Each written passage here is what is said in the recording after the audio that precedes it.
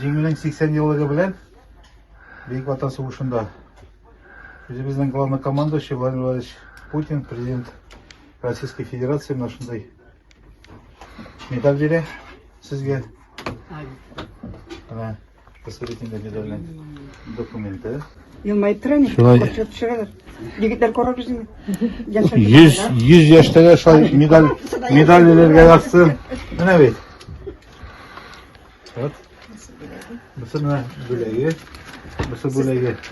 Mısır 95 yaş gelmişse. Hayır, Mısır 95 yaş Böyle bülegi. teksin medalge. Da. Hayır.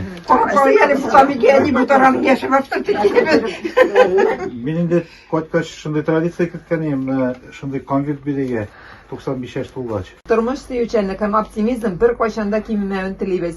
Yaqinlariga o'zlarining qayg'urtuvchanligi, e'tiborlari bilan har vaqt suyundirib tursinlar. Har yangi kun shodlik ham o'ng'ay kechirishlar keltirib tursin.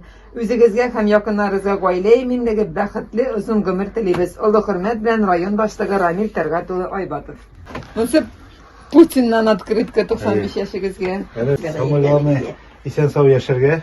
Şoy motorgana elimden meni silep keldiler. Şu yaşta yetkince sen yaşattın da kalganacağını bilmeyeyim bala koyayım.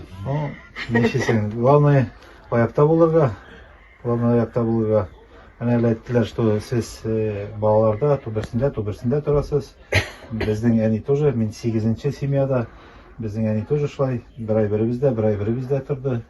Koy gitesin. Şuna göre, eli yarı Allah'a şükür bağlar var, bağlar karıyorlar.